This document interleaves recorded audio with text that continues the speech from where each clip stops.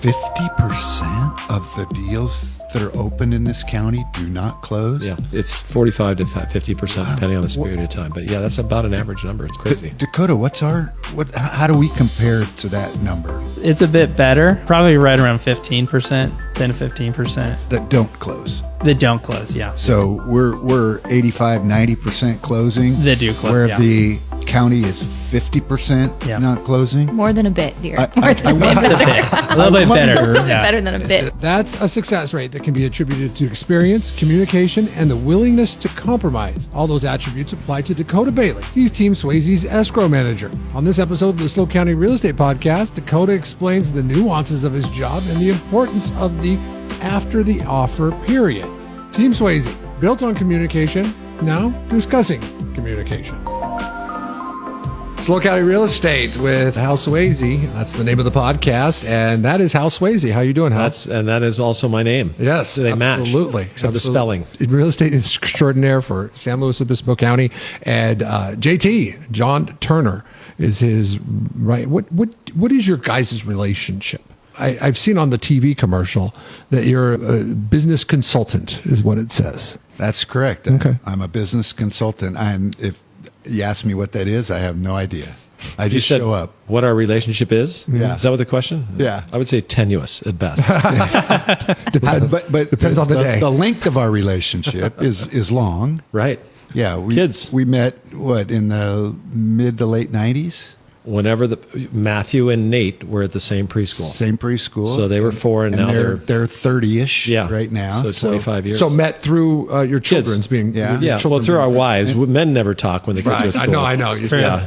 But then we really got to know one another better when we coached the kids when they were like 8 or 10 years old when they played basketball. We coached together. Yeah, he uses the term "we" loosely. He coached. I was just, where do you want the water, John? I see it as John being the more to the point person, and you kind of being the hype man. You guys got this. That-a-boy. Yeah, we can't tell you the stories because they're kind of R-rated for our podcast. But I'll tell you off the air, Jeff. Not R-rated. You were firing up the team, the sixth grade team. I loved it. The two Bishops Peak teams. Yeah, we had fun. Yeah. 90s coaching strategies and the coaching strategies of the 2020s are probably viewed a little bit differently. Okay, this is borderline dangerous, but I'm going to tell it anyway, right? So 5th grade soccer, AYSO, that was 20 years ago, right? Our kids maybe 15, something like that. Everybody got a trophy, that sort of thing, and good job. And I think 6th grade basketball, John took the head coaching job. And what did you get to your full contract? No, I never got paid. Okay, me either.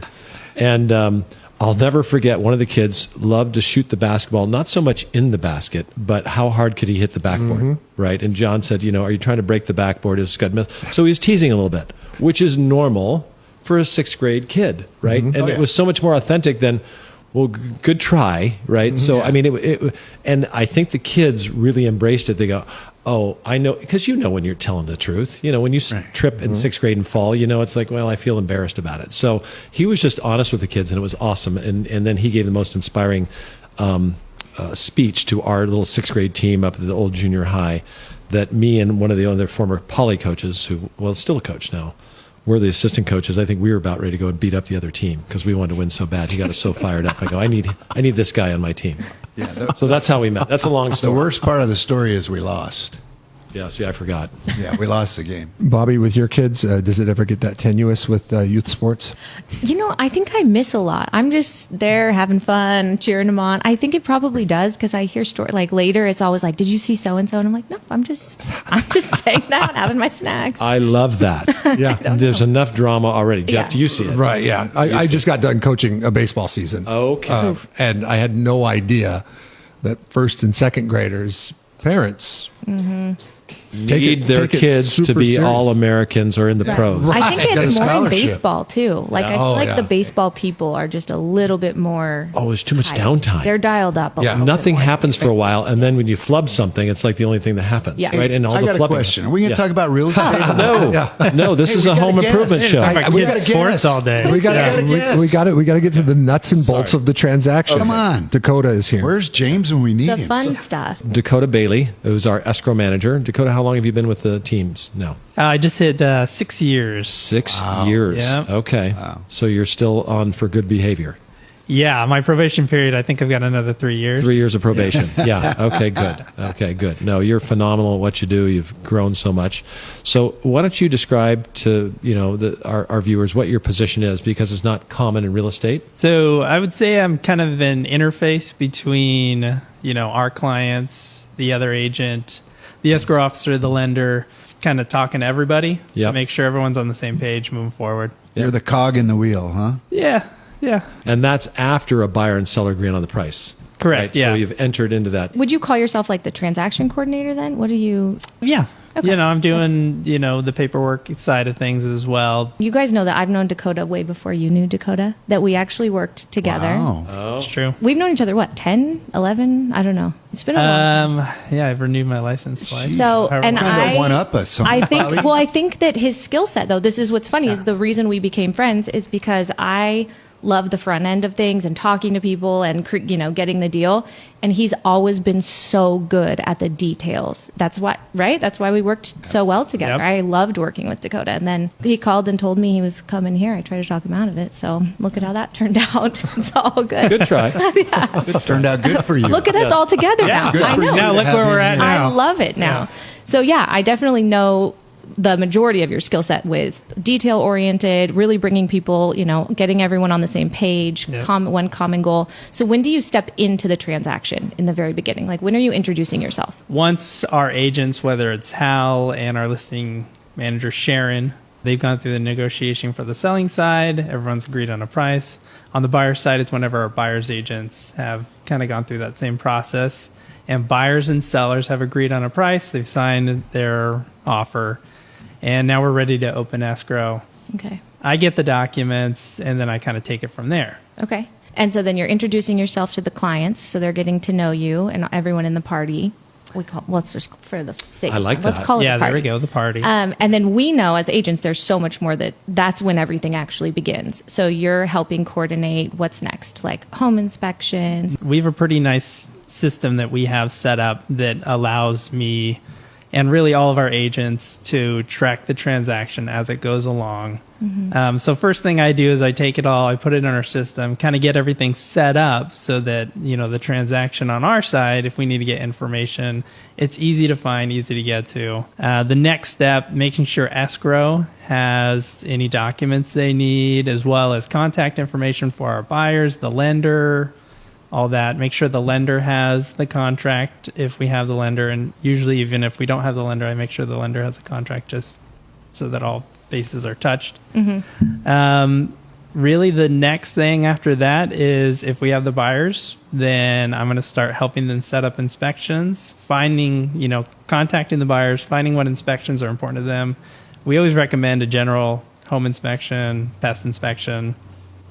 If there's something that came up, beforehand that we kind of know about, like, hey, there might be an issue with a fireplace, we're going to get a fireplace inspection scheduled. So we're going to do that all right up front or right at the very start because, as the timeframes begin, a lot of times to be competitive, where our agents might be writing shorter timeframes. So, kind of jumping on those inspections is very important to get it done quickly. What an asset for the agents too, because you guys don't have, normally this is all on their shoulders. So you guys really act as a team. So really when people work with you guys, they're getting like the full house on their team. One of the goals It's of our amazing. team is to have a specialist at each juncture in the process.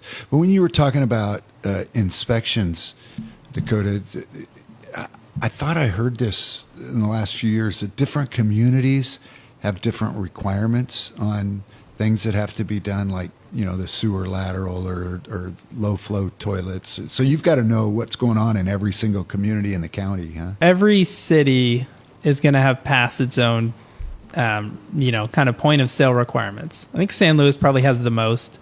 They've got a sewer lateral inspection where if your sewer lateral hasn't been either replaced or inspected within the last 20 years, it's on the seller to provide that to the buyer.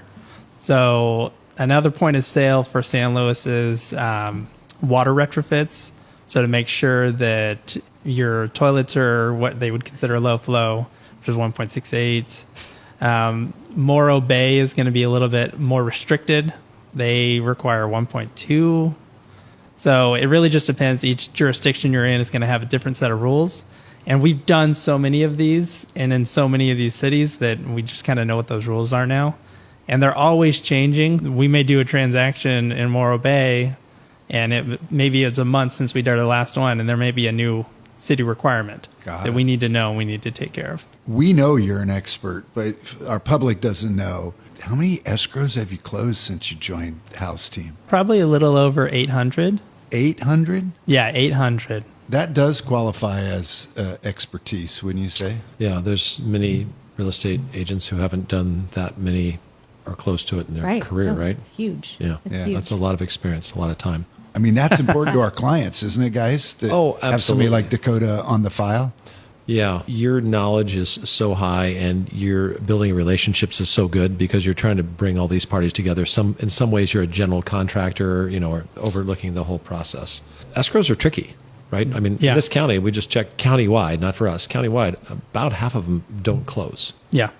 That's a big number, and that's usually not good news. I mean, most sellers and buyers don't want that to happen. No. Right? No, not at all. So, and then, the reason, this is where the rubber hits the road. You get engaged, it's fine, and then you start finding out that the person you're going to marry doesn't put the toothpaste away or likes to, not wash the dishes. I mean, this is when you find out about the house. So my point is there's bad news that can occur in a transaction. You find out something about the house, the neighbors, something. How do you handle that? Because that, oftentimes you're the conveyor. You're not the problem, but you're telling people. I mean, how do you deal with that tough news you need to deliver? You may have something that comes up and someone's like, oh, it's not a big deal to me. This exact same issue comes up with another client and they're like, this is the most important thing about this house. Right. We could have a situation where, hey, there's a couple cracks in the foundation. Most buyers will be like, oh, the house is 20 years old, not a big deal. And exact same house, someone else might say, we need a full foundation inspection to make sure this thing isn't going to fall down on us. Right. So it's finding what their priorities are and also kind of working with them to determine, kind of what I call is risk tolerance. Some people it may not be a big deal. Hey, if something comes up with the roof, it's it's my house now, I'm going to fix it. Yep. And then you've got someone else that said, well, if something comes up with the roof and I've only bought it, I bought it 6 months ago. That's not on me. That's on whoever sold it to me. This roof is 15 years old. Comp shingle roofs have a lifespan of 20, 25 years.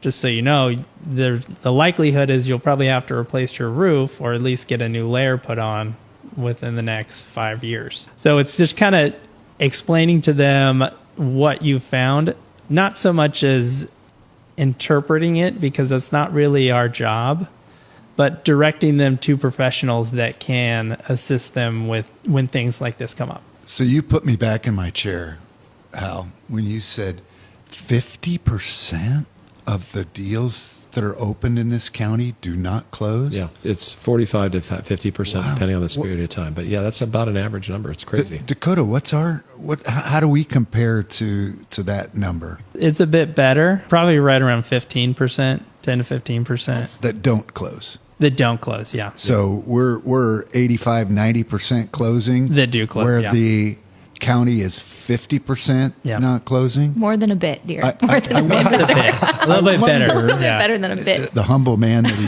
is. Yeah. I wonder what correlation that has to Dakota. I would guess. What do you think, Hal?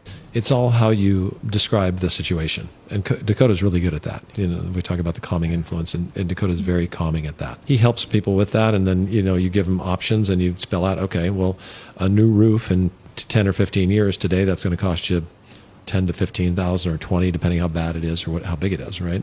Right. Okay, is it worth it for this house if you had to pay 10,000 more for a new roof today? This types of things, the way he presents it really makes a difference. But I also think you manage expectations well. As people come to a transaction, especially if they don't have a lot of experience or maybe this is their first house that they're purchasing, they're going to get a home inspection. And if it's a 25, 30-year-old house, I don't care how good it looks, there's going to be stuff that pops up on it. And so if they come in thinking, oh, we've got such a wonderful house, this is so great, and then they get a home inspection that's like, well, you've got probably 5 or 6, mild to moderate things that probably need to get fixed. If they didn't know beforehand that that's a possibility, then they're going to say, this is a terrible house. We don't want to buy this house. Things going to fall down on us, or this, there's going to be mold everywhere we look. Yeah. It's kind of like going back to last week's episode with Graham and the apprehension that people have about writing that offer. Right. It's just very nerve-wracking.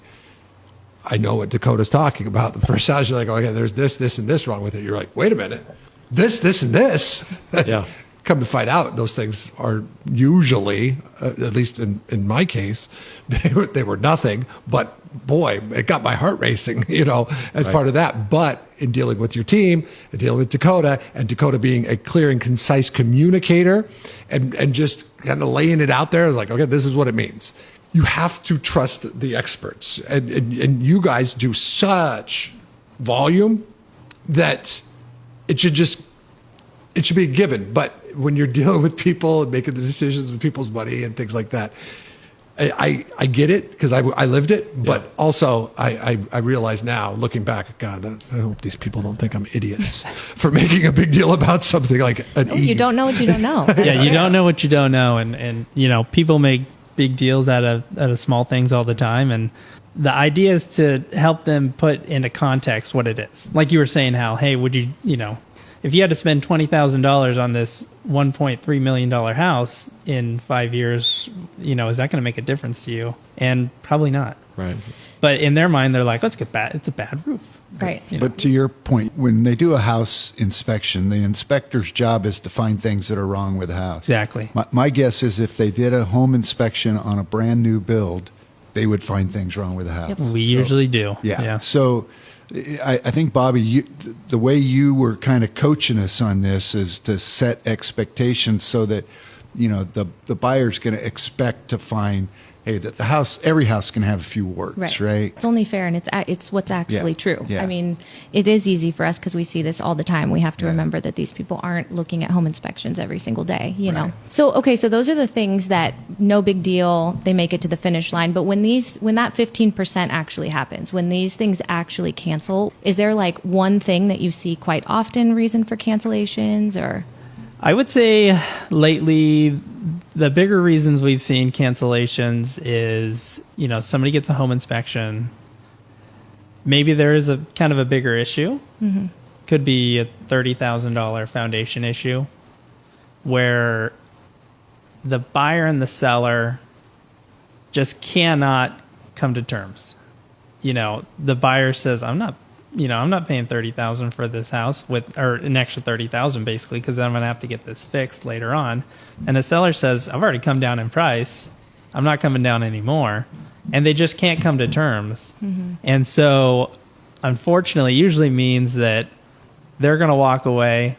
A seller is going to put it back on the market, probably get less for their next offer, and, is going to miss out on that $30,000 anyways. Right.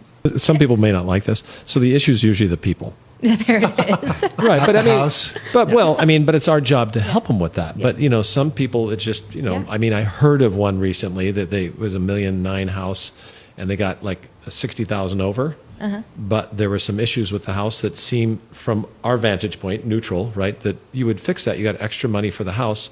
And the seller was unwilling to budge, or, as John always says, compromise and work with the buyer. Mm-hmm. From the buyer's perspective, they paid a premium. Mm-hmm. From the seller's perspective, why should I fix that? It's perfectly fine. I've always not had cold water in the house or whatever it was. It was something like that. It was just, anyway, sometimes it's coaching, and sometimes I can be coached as well as possible and still not get the message, and I have to figure it out on my own. Right. So we do our best to coach them through that. Yeah. And say, hey, if these things come up, have you ever lived in a house where you didn't use the chimney or it was cracked? Maybe, right? So for $15,000, you can get a liner or whatever that number is and have a fireplace, or not, or go find another house, but you might pay $30,000 more for that house. Mm-hmm. So it's just showing the options. Yeah. When you approach it as a competition versus trying to negotiate to a compromise and a final conclusion, that some people get wound up in the competition. Like you say, I'm not doing it. Right. Yeah. Yep. No matter what you say, I'm not budging. Yep. Yeah. And they both the buyer and the seller end up in a less advantageous position by not compromising. And all it takes is communication. such a good attitude. Man, I want everyone I work with to have that attitude. It's right on. Yeah. Yeah, I Exactly. really do think that, we have our team on our side and we're representing our clients, but once you get in a transaction, it's one team. Yep. It's both agents, it's escrow, it's the lender, and we're trying to get everybody to the finish line. Another sports analogy. Yeah. Collaboration. I mean, that's such a good Yeah. attitude. I mean, that's fantastic. I love that. And I think you hit on such a great point that I've always felt like the root cause of every problem in business lies in communication. Just business? I was going to Well, say. probably and beyond. Probably at home too. Yeah. Yeah. Okay. But I don't have any problems at home. Yeah. If I don't find out about it for 2 weeks or figure it out, Communicator. no problem. Yeah. Not a big deal. Yeah. No problem. Well, we're so glad you joined us on this episode, Dakota. Thank you so Yeah. much. Yeah. Thanks for having Thanks me. for being the hub of the wheel of this team. The cog on the wheel. No, the cog's bad. The hub isn't the No, cog? the cog's good. No, you get a small cog and a Stick big to cog. sports, and boys. Stick to sports.